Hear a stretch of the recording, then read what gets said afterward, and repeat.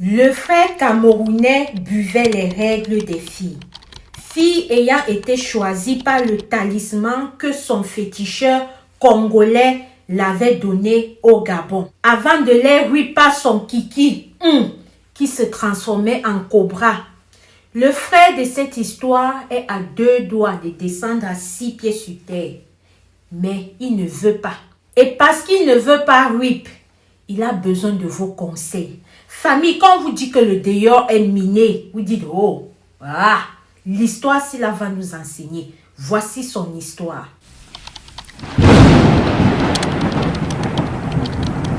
Le frère camerounais me fait comprendre parce que c'est lui qui me raconte son histoire.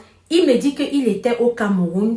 Étant diplômé, la vie était tellement difficile pour lui. Il a d'abord, dans un premier temps, essayé le secteur informel, c'est-à-dire se mettre à son propre compte, où il faisait les œufs qu'il vendait avec le pain, les spaghettis, les purées. Vous voyez un peu les gens qui sont souvent installés devant les universités, dans les marchés un peu partout, qui font des choses comme ça. Voilà.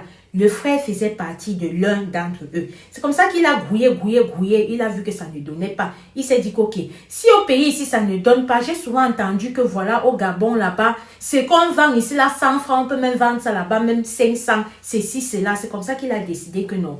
Que de faire ce qu'il fait là au Cameroun, avoir petit l'argent comme ça. Il va partir au Gabon, là-bas, il peut avoir grand chose, il peut un peu trouver son compte. C'est comme ça qu'il s'est délocalisé, il est allé s'installer au Gabon.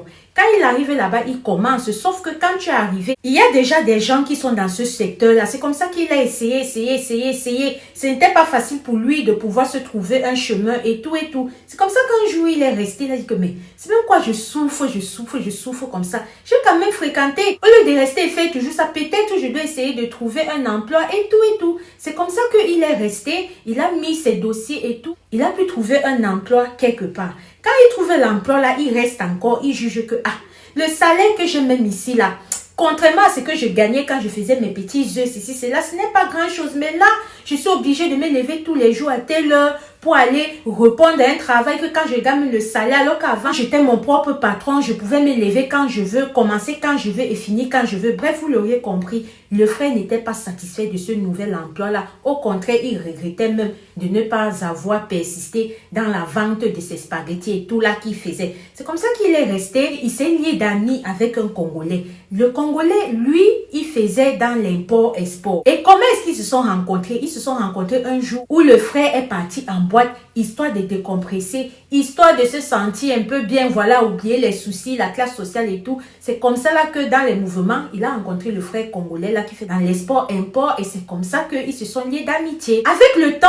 ils ont appris à mieux se comprendre et tout. Un jour, il est resté, le frère congolais a constaté qu'il n'était pas dans son assiette. Le frère camerounais était un peu pensif et tout. C'est comme ça qu'il a pris les devants. Il lui a demandé que, mais mon frère, qu'est-ce qui se passe? Pourquoi est-ce que je te trouve différent d'habitude? En fait, je trouve qu'il y a quelque chose qui ne va pas. Est-ce que tu as des problèmes de famille ou alors? Mais je constate que quelque chose ne va pas. C'est là où le frère décide un peu de s'ouvrir un peu plus. Il lui parle de sa vie au Cameroun. Il lui parle de sa vie depuis qu'il est arrivé au Gabon. C'est là où le frère lui dit que, je comprends. Donc, comme ça là, tu trouves que ça ne va pas et tout. Et ceci, c'est là, il dit oui, il dit que, ok. Si ça ne te dérange pas, moi, j'ai un monsieur chez qui je pars, voilà. D'ailleurs, qui m'a énormément aidé dans mes affaires parce que moi-même, quand je suis arrivée dans le monde de ce que je fais maintenant, ce n'était pas facile d'avoir les commandes, ce n'était pas facile de trouver des potentiels preneurs et tout. J'ai beaucoup souffert, voilà. Mais quand j'ai rencontré ce monsieur-là, il a eu à me faire certains lavages qui, je t'assure, je ne regrette pas de l'avoir connu. Donc, si tu veux, je peux aussi t'amener là-bas s'il peut faire quelque chose pour toi. C'est comme ça que le frère camerounais a dit que, ok, il n'y a pas de souci, s'il te plaît, mon frère, amène-moi là-bas, on part quand? Le frère congolais a dit, on va aller dans 2 semaines. Le frère camerounais dit que 2 semaines comment? 2 semaines comment? Donc, je vais encore rester dans la souffrance 2 semaines alors que tu as un truc que je peux gérer 2, 4, 5. Ok, donne-moi le numéro, je pars. Le Congolais a dit que non, tu ne peux pas aller là-bas sans moi. Attends 2 semaines, on va aller. Si tu as pu attendre jusqu'à présent, ce n'est pas attendre 2 semaines de plus qui va te causer un problème. Patiente 2 semaines, on va aller. Ce qu'il ne savait pas, c'est que quand le frère congolais a dit 2 semaines, on va aller là, c'est qu'à la même période, lui aussi, vous l'auriez compris, le monsieur où il va amener le frère camerounais, c'est un monsieur qui a l'habitude de lui faire les choses, un genre façon, et il avait une condition à remplir qui était d'amener quelqu'un pour pouvoir grandir dans ses affaires. Donc, quand le frère camerounais est venu lui raconter ce qu'il lui a raconté là, Coïncidence ou pas, je ne sais pas, je n'étais pas là-bas. Mais c'était vraiment une aubaine pour lui. C'est comme ça que non, il a dit, ah, je pense lui, c'est pas avec. Il va encore chercher comment, quand quelqu'un venu lui-même se jeter dans la gueule du loup. C'est comme ça qu'il est parti voir d'abord son féticheur là. Il a donné le nom du frère camerounais. Il a donné sa photo. C'est comme ça qu'ils ont commencé à travailler, le frère camerounais. Le frère camerounais, non, où il partait là. Écoutez l'histoire, si là, la vie va toujours nous enseigner. Donc, comme je vous disais, 2 semaines sont donc passées. C'est comme ça que le frère camerounais est parti avec le Congolais là sur son féticheur.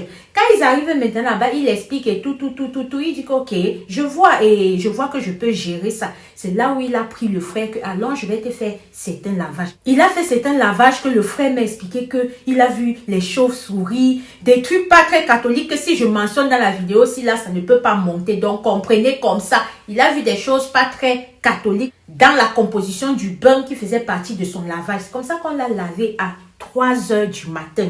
J'ai failli oublier le détail là, à 3 heures du matin. Donc, quand on finit de le laver, c'est comme ça que le monsieur lui remet un talisman qui devrait toujours, à chaque fois qu'il sort, avoir ça dans son pantalon.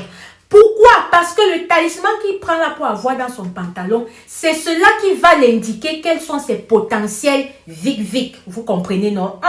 C'est ça qui devait indiquer quels sont ses potentiels vic-vic. Donc, il sort là. Si c'est qu'il passe à côté de toi, le truc qui est dans la poche là fait vroom, vroom, quelque chose comme ça, il sait que voilà la prochaine. S'il part en boîte comme s'il part même ce mot toilette, vous croisez comme ça, son truc là fait il sait que c'est toi la prochaine. Donc, voilà comment est-ce que, à travers ce talisman là, il devait savoir quel était son prochain sac. Et maintenant, en plus de cela, il lui a donné une huile que, à chaque fois que il devait partir pour Mougou avec une fille que le talisman là aurait fait grun grun, il doit oindre ça sur son bâton de commandement. Et quand il devait oindre ça sur le bâton de commandement, ce dernier là allait se transformer en cobra. Hey!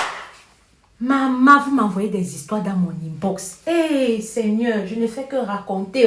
Je ne fais que raconter, attaque loin de moi. Je continue. Et pour que vous compreniez à quel point le dehors est miné, les filles que le talisman là indiquait, ce sont des filles qui étaient en période. Et donc, quand il fait avec la fille comme ça là, il va la mettre dans une sorte de coma artificiel qui fait que la période, il va positionner son couteau là, comme le liquide rouge là, va tomber tout sur quelque chose qu'il aurait mis pour pouvoir recueillir. Et il va, quand il rend là maintenant, quand il boit ça là maintenant, il met l'huile là sur son bâton de commandement là et il entre maintenant dans elle. Tout ça quand il sera toujours dans cet état second là, il entre pendant que ça se transforme là, ça pas fini le dedans de la soeur là. Quand elle rentre, elle rip seulement. Donc c'est comme ça là que il a commencé à sortir, aller en boîte parce que c'est là-bas que c'était le plus facile de pouvoir tomber sur des personnes vulnérables. Donc, il est parti, c'est comme ça qu'il a commencé à faire. Son travail là que je vous ai dit qu'il était au travail, il n'aimait pas. Jusqu'à ce qu'il disait que non, moi je ne vois même pas les retombées de ça. Bêta, je restais à travailler à mon compte là. Du jour au lendemain, il a reçu une note ministérielle qui faisait en sorte que le poste qu'il était là, sans transition, sans explication, il est passé au niveau de PDG. Donc, c'est comme ça que les choses, un jour, peuvent faire monter certaines personnes. Bref, quand vous voyez les promotions de certaines personnes, non, observez seulement. Donc, comme je vous disais, c'est comme ça qu'il est monté à un cadre supérieur. C'est comme ça qu'il avait désormais la maison de fonction. Il avait les voitures de fonction. Il avait vraiment des avantages de service. Il voyageait Europe, Afrique, comme si il prenait le taxi. Je vais vous expliquer comment. Il prenait le taxi pour aller peut-être acheter seulement la viande et revenir. Bref, vous avez compris que la vie d'Alo Kaduga était passée à un autre niveau. C'est comme ça qu'il a géré ça pendant plus de 10 ans. Il a géré le mouvement, jusqu'au jour où son truc là indiquait une fille que voilà la prochaine. Il est arrivé sur la prochaine là. Il a fait comme il a l'habitude de faire. La fille gang, ça n'a pas marché. Il a tout fait. La fille gang, ça n'a pas marché. C'est comme ça que la fille a pu sortir de là sans qu'il ne fasse rien sur la fille. Quand il m'a dit ça à ce niveau, il dit que tonton, s'il te plaît, la fille elle était de quelle nationalité? Il m'a dit que, ah, ma soeur, moi je partais seulement pour mourir, donc je ne prenais même pas le temps des informations là. Dites-moi de quelle nationalité est-ce que vous pensez que cette fille était? Revenons sur l'histoire. Donc, comme je vous disais, il n'a pas pu faire ça, la fille là. C'est comme ça qu'elle est repartie. Comme il n'a pas pu faire là, c'est comme ça là que la promotion que je vous ai dit qu'il avait là, sans pouvoir expliquer quoi que ce soit, on envoie une autre qui le retrograde. On envoie une autre qui a fait les détournements de fonds. Qui a fait ce qu'il a fait ça. Donner une liste de choses que le frère est resté comme s'il a écrit. Ah bah! À quel moment? Donc voilà, maintenant, il se lève, il part chez son ami pour l'expliquer. Son ami dit, mon frère, tu viens m'expliquer là maintenant pour que je fasse quoi?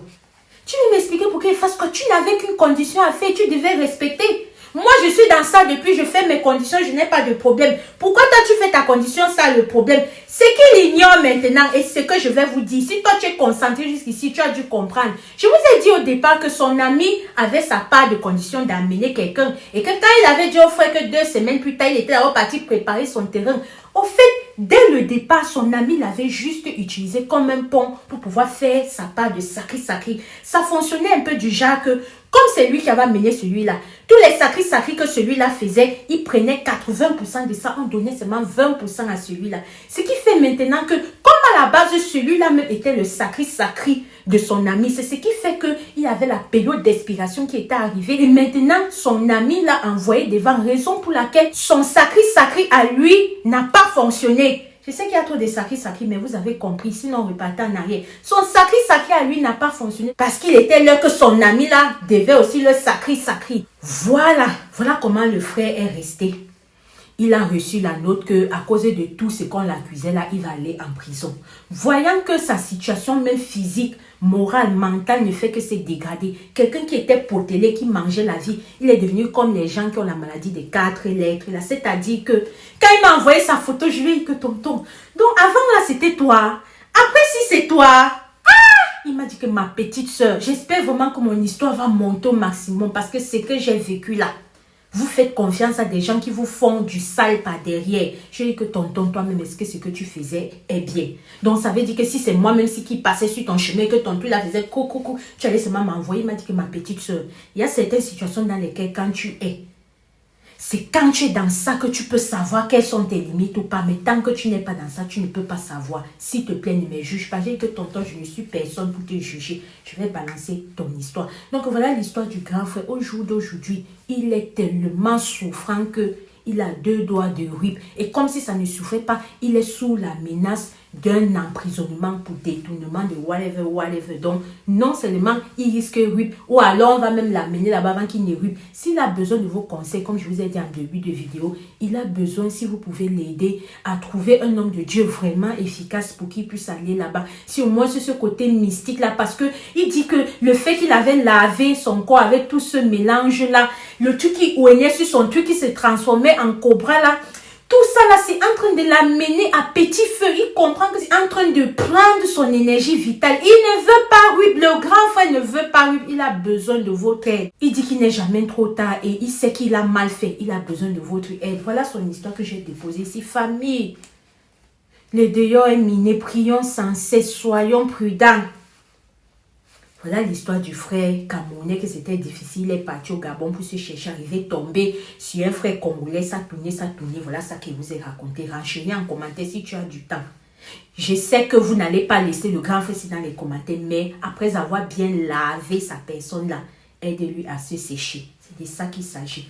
Ici, Alicia Lotus. Si toi aussi tu as une histoire vraie ou mystique comme le grand frère, écris-nous soit en inbox, soit sur ce numéro qui s'affiche là. Sur ce numéro, je ne prends pas d'appel. Vous m'envoyez vos histoires minimum 10 minutes, maximum 15 minutes pour que je puisse bien me rappeler de cela dans tous les détails et raconter ici là ou par écrit. S'il y a des points que vous n'aimez pas que je mentionne, dites-le moi et je ne vais pas le faire. Vous êtes les rois et les reines ici là. Ici, Alicia Lotus, on se dit à très bientôt pour une prochaine vidéo. Shalom la famille, prenons soin de nous.